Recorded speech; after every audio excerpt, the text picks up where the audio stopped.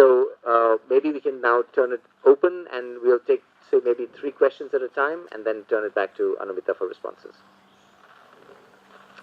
So just to say, we were doing some Facebook Live stuff, and now we are now going to turn to a sort of more intimate conversation with the people in this room. So please. Thank you. Very, very interesting conversation. So thank you, both of you. I just have one question. I mean, in terms of opportunities within the policy space, I mean, there's this whole conversation about smart cities. So in your experience, how much is this air quality being discussed in the smart city conversation? Do you think more can be done? Do you think it's enough? I mean, just as an opportunity going ahead. Okay, we'll take some more.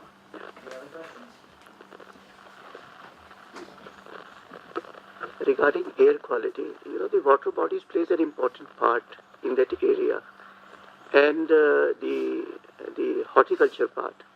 How far these two court and the green tribunals are thinking on these lines, and the next point is that how far the public is responsible, the government responsibility, and then the corporate responsible. How far we have gone across the board to get to those people. Thank you. Again, a very interesting conversation on the challenges and the way it has been achieved.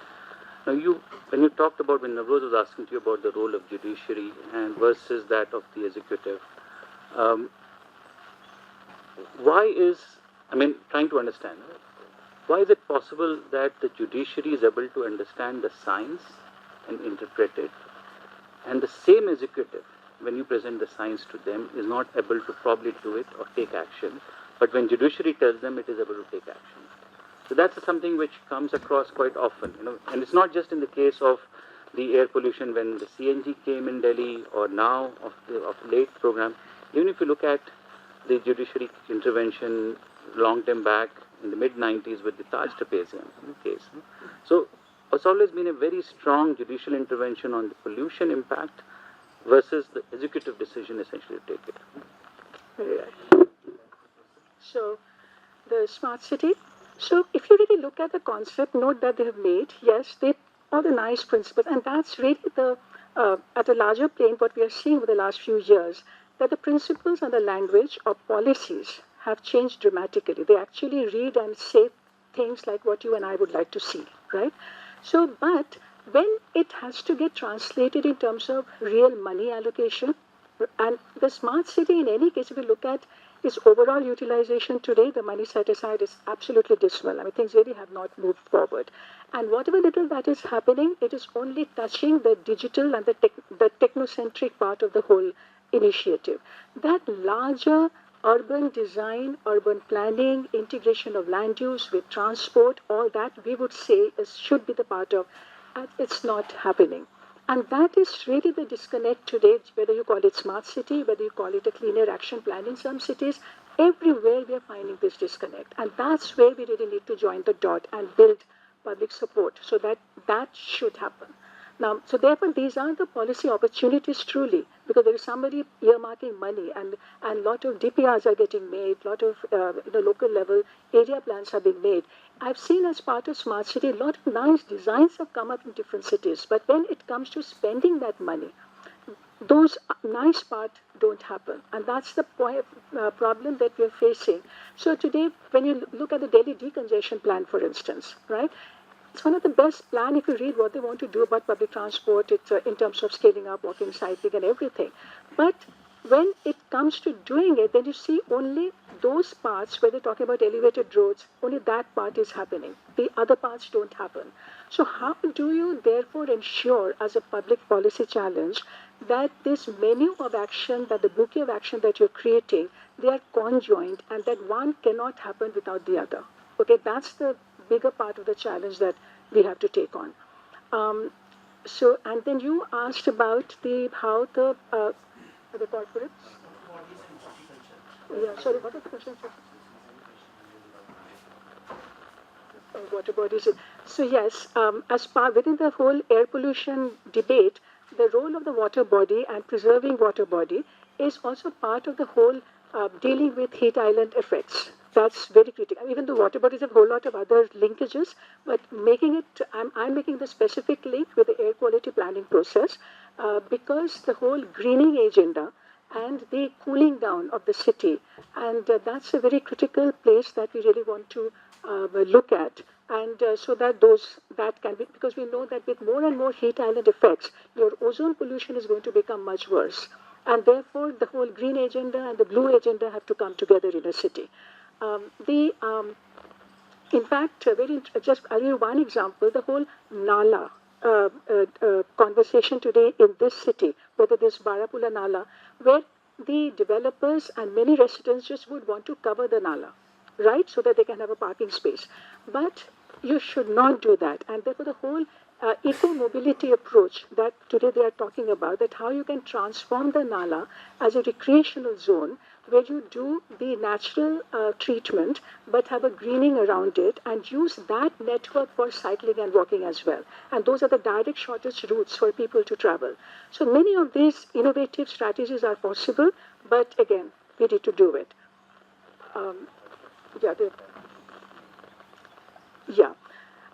It's not that the same science, it's not that, there's one set of people who don't understand the science and yet another set of people who understand the science. The question here is that why the executive is not using the science as effectively push the action. Because at the executive level, what they really face, and that's the challenging part, is the pushback.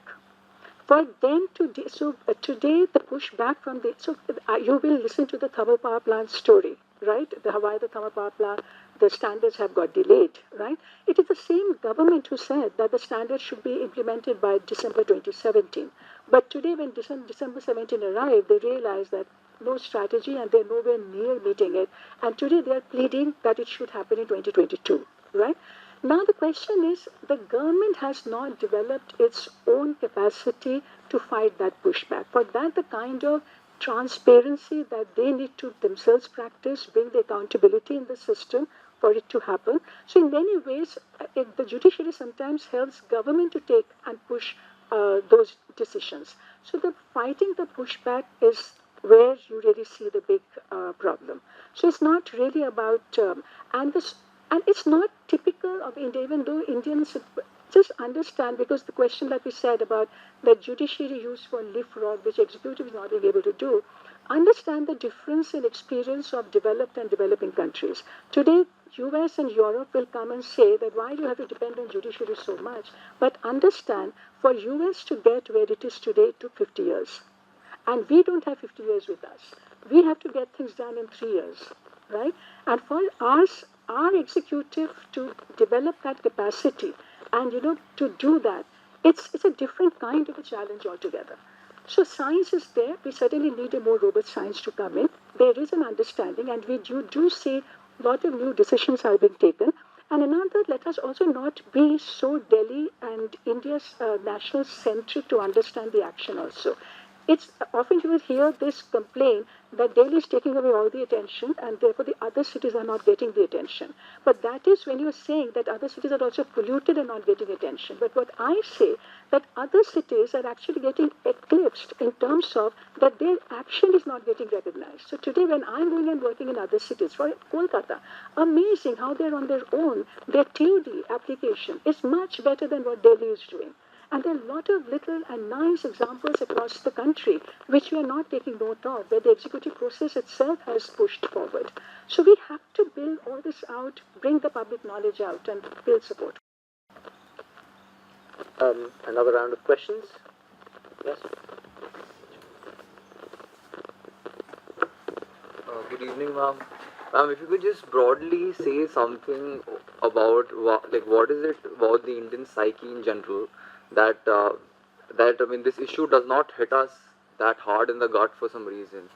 For all of us here, we recognize how serious the issue is, but if I tell somebody in my street that not only during the Diwali and the winter season, but all throughout the year, most of the days we're not breathing good air, and there are no two ways that this is going to affect us. This is going to affect our health. but he does not, it does not hit him, right? I mean, he'll be like, okay, sure, but okay, but the next day it's a daily routine for him. So, I mean, I think that for some reason, I think it's, I don't know, like, whether it's a cultural issue, behavioral issue, or some issue, that, because I remember reading the papers, Paris may, the EQI for some PM reached 100, and there was a hue and cry about implementing ordinum right away at 100. Like 100 is like a decent day for Delhi, right?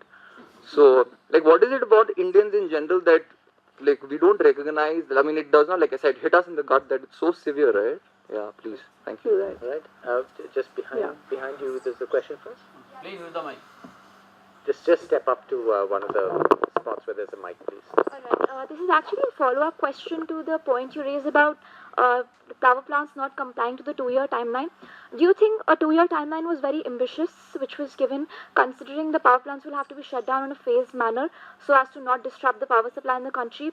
And regarding the retrofitting of flue gas desulfurizer for SOx abatement, it is something very new to the industry, and very handful plants are have installed it actually, so it would require a better phased manner plan for installation, which would require some more time than 2 years probably.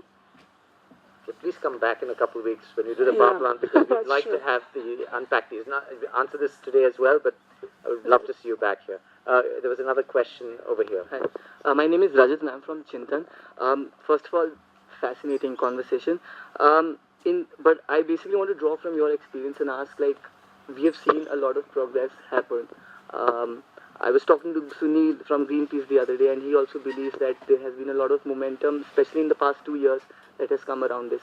But from your experience, what should be your priorities for in the next 2 years that the civil society needs to take action on? There is no one silver bullet, we know, but what would be an issue that, say, the civil society gets together and identifies, okay, this is something that we first need to start hacking down in the big Leviathan monster of air pollution that we are facing? And secondly, would you be optimistic or pessimistic about the future, say, in the next 5 years, from your experience? If you had to make a prediction that I have seen how things have gone, and this is how I think things will go, what would you say? Okay, maybe I'll ask you to hold on that last question as your closing remarks. Okay. But we'll come back to it. We're just going to take this round, but before you answer them, if I could just add to the first question about why this hasn't hit us in the gut. I was recently at there are lots of now air pollution events around the city, and there was one guy from Mexico City who put up a slide of literally these birds falling out of the sky, it was like lying on the road leg first. And it's very vivid, right? And it was and it was attributed to air quality. It was one of the reasons why there was sort of a public mobilization and a willingness to bear the costs and incur behavioral change and so on and so forth. So I think that discussing what it would take for us to reach that turning point is important. And just related to that, my real concern is that's something I was discussing with you outside earlier, that we've actually got desensitized to the point where we think that if you can't actually taste and smell the pollution at 300, 400, 500 ppm, things are fine. And so I'm actually worried that we're in a situation where the public outcry is actually going to be blunted by shaving the peaks, and we'll actually lose momentum. So this question of how we develop a It's just a collective kick in the very, gut is very, important. very challenging issue, right from the beginning. That how do you make people understand what air pollution is doing to our health? I mean, you don't need anything to convince people that you have to put up AquaGuard or RO in their kitchen, right? Because the water pollution and its impact is so clear to people. I'm going to drink dirty water and I'm going to fall sick. It is very clear to me. But to tell them that what you're sniffing, right, it is leading to not only respiratory problems, but cardiac problems, but, cancer, the size of the brain, even your hypertension, diabetes. And it is something you just lose. And I've seen that we have tried many times to bring doctors around the table and really explain that what happens to the body when you're exposed to this. And we can see the all kind of discomfort and how people feel extremely comfortable when they're listening to it, right? But there is somehow they also try to eclipse it. It's like you just don't want to listen to it beyond a point, right? But it's it's no brainer because the tiny particles that are talking about, they're so tiny. If they're getting mixed with your bloodstream, and anyone would know that if the dangerous chemicals are getting mixed with your bloodstream, it's going to hit the organs and it's going to damage you, right? But somehow we really need, it's just that the scale of that conversation really has to get much, much deeper and bigger. And for people to, they're getting it. In fact, today, there's a conversation that we're having with doctors in Gangaram and AIMS. We are saying that today, when a doctor gives advice to the patient that because of your disease, you should not be eating this, walk, jog, whatever, we say you have to make this also part of that advisory. That if you are suffering from cardiac problem, you need to protect yourself from exposure. So that's one. And the another, what is leading it to is that the public awareness is again this aquaguard syndrome in air pollution. That somehow we, as a rich, we feel that if we buy our air purifier, we can deal with it. And so it's also taking to that kind of, solutions being propagated. But it's certainly a challenge. And therefore we somehow have to have a lot more conversation around it. And and that's the reason why the health evidences are extremely important. And today, doctors will have to come out much more openly on this to convince people. No, but like, if I just may, I'm sorry, but Yeah. why do as Indians we do not get this for some reason? I mean, like Mexico, for instance, or like Paris, of course, that's a different ball game. But China, I mean, I don't know. But as Indians, why do we not get the fact that this is a big issue? Like, I think there's something in our psyche for some I reason. really say that the fact that today we are all sitting around the table and conversing, some people are getting it of the billion population, But what we really need to do to kind of, like imagine the scale of conversation that you have today in Delhi. Okay, it's nowhere near the scale of conversation that you have in other cities. No one is talking about it there, right? So we really have to take it to that level where it becomes part of everyone's conversation. Therefore, and you have to demystify the numbers for people. You really have to tell them what it's doing to them. And it's really winning over, really the scale of conversation has to be so big around it. And but then we cannot even wait for everyone to be won over to do the action. That's the reason why the governments have to act and they still have to take decision even when they can't see clear public support outside. And that's a chicken and egg problem, but we still have to solve it. Yes, you're very right. So, see, you have to understand that the power plant standards was again not part of the judicial process. It was part of the executive process, which means it happened based on conversation with the industry. So what happened ultimately was a consensus decision, right? Now, we got involved with this at one level when the standards were being framed, but very recently when the matter again came to the Supreme Court because of the delay in implementation. You're right about several things, but then when we looked very clearly into this, we realized that, and that's the problem with the process. You take a decision, but then the executive does not put in place a process for implementation. So today, why is it that the Supreme Court has asked the same ministry to come back that if the new recommendation is that they have to meet it by 2020, okay, then I need to know that from today onwards, plant by plant, what their schedule is, okay, to change. And then we will monitor based on that. So if you have not created that process, then you are not monitoring and it's not happening, then you again face that 2020 and nothing has happened. And again, another pushback to delay it. In that, when we looked into that process and how to create the timeline for implementation by 2020, we realized that for PM standards particularly, actually most of the plants actually meet the standard already. If you really deconstruct the whole, the way they are, even in NOx, many of them are close to meeting that standard. So it is also not that it's dramatically going to be very disruptive for them. In SOx, yes, that's where they will find, and they need to match it with their annual schedule when they shut down for maintenance, when they have to kind of coincide that change with that as well. But now the court is saying we can very clearly say that for PM and NOx, they can actually meet the standard by late 2018 or 2019, and for SOx by 2020. So you also have to then do that extra work and homework to work with the industry to see where they are, and you have to enable that process to progress. So that's it's much more nuanced in many ways. Maybe you just you might want to sort of bilaterally follow up after this if that's okay with you. Maybe just take the first part of this question about the priorities of society. Couple of priorities. So today we really need to understand that so civil societies again is a very generic concept. Okay, that's basically what people, right? So at one level, yes, as a population-wide basis, where the role of awareness in informing public opinion building, bringing knowledge, building public knowledge, that's certainly going to remain very critical. But beyond that, what is very important today, we actually have to understand in a city who are the clear stakeholders. So there's an NGO activist section in any city who are driving, right? But then there are RWA section. They are also civil society, but who are major players in terms of those who are going to get affected by the decision, and they have a very big role to play in local area development and intervention. Now, disaggregating the community, therefore, and not club them as only civil society, but understand how this group is organized and in different ways, you need to therefore design your communication, outreach, and engagement accordingly.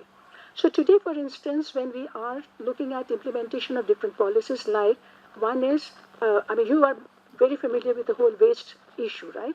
Now imagine that the role that the community can play and the community vigilance that is possible for local area waste management and waste burning, right? And that's where a very clear ownership is possible. How do you make community participate in a parking area management plan development? Okay, where the people will have to own and say, we will use parking here but not allow it there. You really need to now take it to an action planning level, even with the civil society. Civil society cannot remain just a victim anymore. They really have to be the partner in action now. And for that, you need a very different kind of engagement with them. And that's what we are trying to do, strategy by strategy. Because different strategy, so some are industry oriented, some waste, etc., are more community oriented. And today, clearly, if you really broadly classify all the action plan and the measures that we're talking about, one are clearly targeted at manufacturing, production, like vehicle industry, thermal power plants, and another is very consumption oriented. And this where we now need to identify that how to influence consumption and the role of the people. So this engagement is absolutely critical. And the final one that is okay.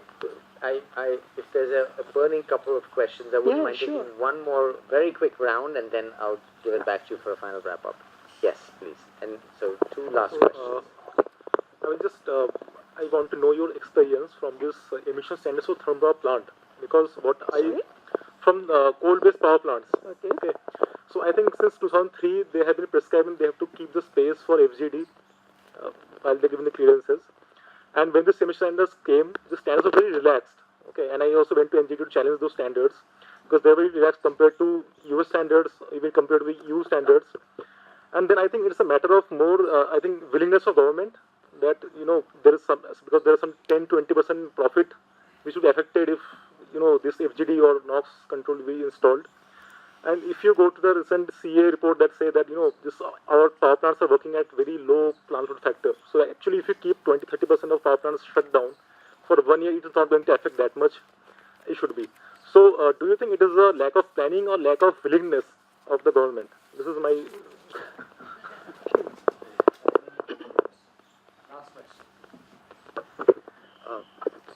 Well, if one would visit a rural area like Bathinda, which is one of the most polluted cities in India, it has far different causes than what Delhi has. But as an activist, do you see one common point between both cities? If there was one point that all activists across the country, all NGOs across the country could ask the central government, what would that be for change to reduce pollution? Okay. We take those two and then Right. move straight into a wrap-up comment. So what you're actually saying, so see the power plant, One is the question that you've asked, even though it is linked to power plant, but the question overall is very generic in the sense that why is government not being able to plan it better for any sector for that matter, right?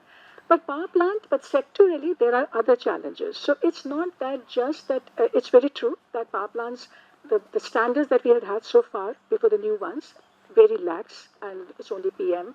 And virtually, it was not a technology forcing standard in any case to begin with, right?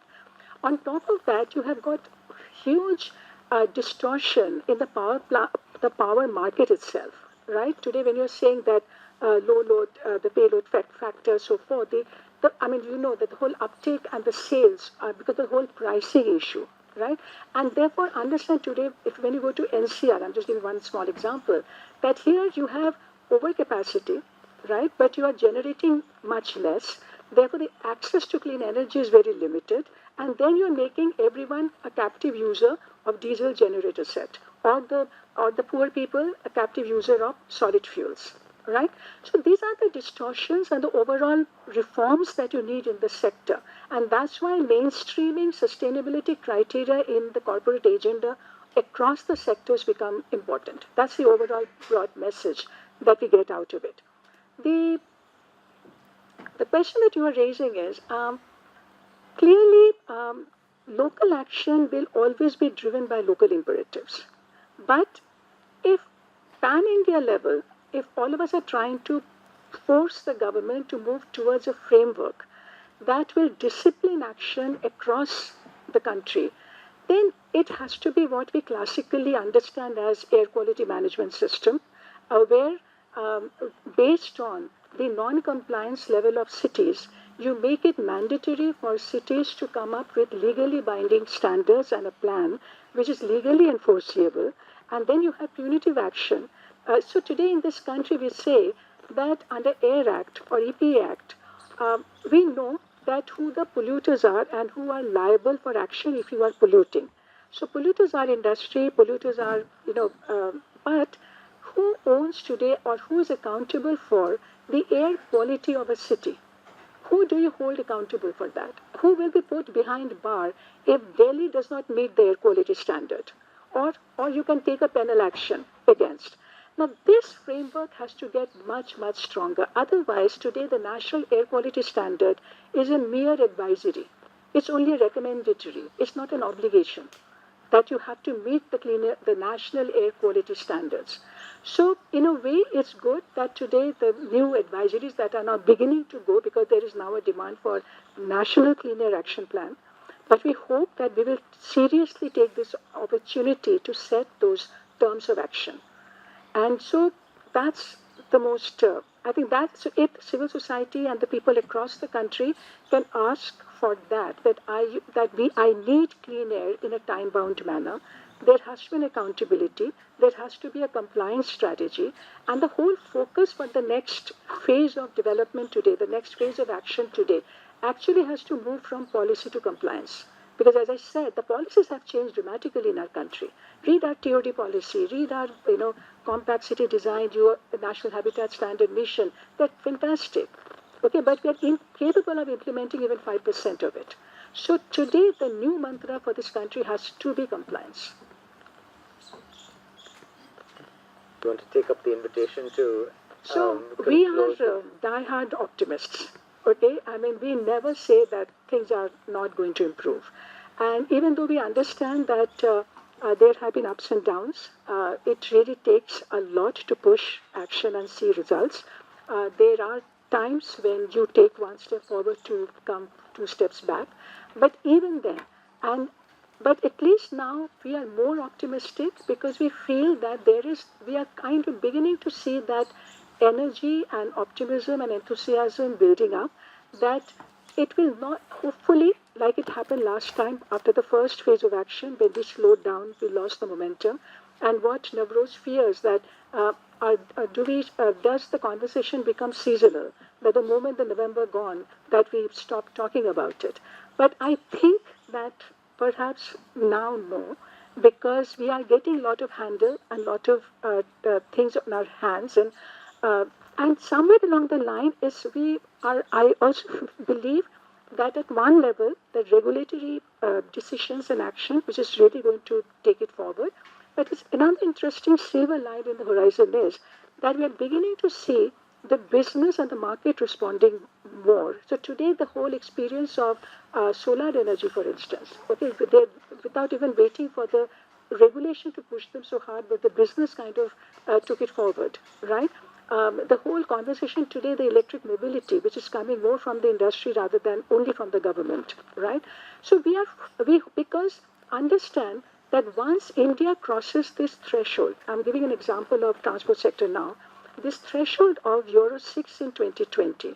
After that, the whole technology paradigm is going to enter a completely new genre of change, and the global market is also going to change enormously.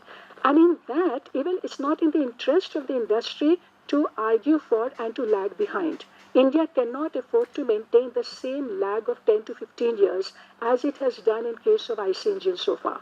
So a lot of market pressures are also going to build up now, not only regulatory pressure, not only the public pressure, but all of these are going to come together. And that is creating the new opportunity for leapfrog in this part of the world. Wonderful. Thank you so much, Anumita. It's also very good to know that somebody who's been involved in this process for 20 years retains her optimism. So the least we can do is share in that. Just a couple of reflections before we conclude. I think your last comment was really interesting because, in a sense, there's a little bit perhaps two ways of thinking about this problem. One way is to go down the road that the US in particular has done, and China also, which is to build this air quality regulatory structure on the back of monitoring and enforcement and so on and so forth, which is a really cumbersome, long-term approach. We clearly need to do that, but at the same time, is there a short-circuiting that is possible, especially, or leapfrogging, especially where we haven't built out infrastructure? So you talked about how, for example, in the coal sector, the estimates of how many more coal-fired power plants we need has just shrunk dramatically. Recently, CA unfortunately came out with a number that increased a little bit from what they were before, but a few years ago we would have taken that number. Yeah. So on the power plant story, maybe there's a sort of a technology story that is driving this, as you said. Maybe in mobility there's a similar story. So that's a different pathway to change, where it's not driven by air quality regulation necessarily, and that's sort of an interesting observation. On the sort of air quality side, we have a plan, which is a good thing. I think it's something that we can all engage with, and perhaps there's not that much discussion around that plan as yet. I'm talking about the comprehensive action plan in particular. The implementation of that plan, as you said, requires still a lot of political pushing. It requires a lot of enforcement, monitoring, etc., etc. In a sense, there's an agenda embedded in that for all of us to sort of take bits and pieces of that plan. I think there's really a story about bringing the public along. We can't count on, and nor should we, on birds falling out of the sky. So we'll have to find other ways of bringing the public along. And I do like the idea that you presented of thinking in a more integrated way about air quality, and sort of re-envisioning a more aspirational way of life in a city like Delhi as one way of taking forward that conversation. So for these and many other thoughts, thank you very, very much, and good luck with your work in the next couple of decades. But hopefully, maybe we can have this conversation in 5 and 7 years, and then allow you a little bit more rest time. Maybe earlier. Thank you.